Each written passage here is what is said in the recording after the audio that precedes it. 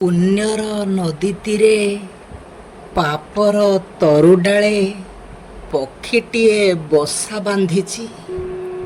ପୁଣ୍ୟର ନଦୀ ତୀରେ ପାପର ତରୁଡାଳେ ପକ୍ଷୀଟିଏ ବସା ବାନ୍ଧିଛି। ତୁମେ ତାର ନାଁ କହିପାରିବ କି?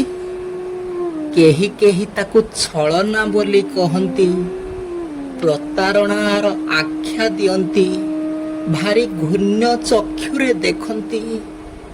ହେଲେ ଆଉ କାହା କାହା ପାଇଁ ସେ ସ୍ୱର୍ଗୀୟ ଶାଶ୍ୱତ ମହନୀୟ ମୂଲ୍ୟବୋଧଟିଏ। ପୁଣ୍ୟର ନଦୀ ତୀରେ ପାପର ତରୁଡାଳେ ପକ୍ଷୀଟିଏ ବସା ବାନ୍ଧିଛି। ସେ ନଦୀ ଜଳରେ ଦେହ ଧୁଏ ବୋଲି ଲୋକମାନେ ଦେଖନ୍ତି, ହେଲେ ବାସ୍ତବରେ ନଦୀ ଜଳ କେବେ ବି ତାକୁ ସ୍ପର୍ଶ କରେ ନାହିଁ।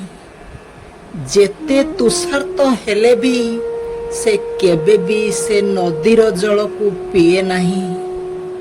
ତରୁଡାଳରେ ବସି ଗୀତ ଗାଏ ସିନା, ସେ ତରୁଡାଳର ସ୍ୱାଦିଷ୍ଟ ଆଉ ଆକର୍ଷଣୀୟ ଫଳକୁ କେବେ ଖାଏ ନାହିଁ।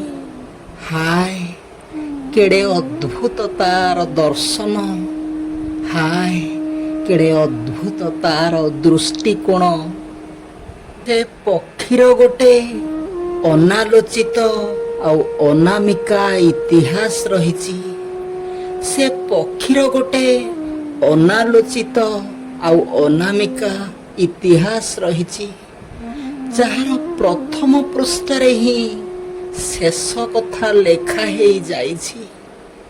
ହାୟ, କେଡ଼େ କରୁଣ ତାର ଇତିହାସ! ସବୁ ଘରେ ସିଏ ଅତିଥି ହୋଇଥାଏ, ହେଲେ କେହି ତାକୁ ଖୋଜନ୍ତିନି କି କେହି ତାକୁ ଲୋଡ଼ନ୍ତିନି।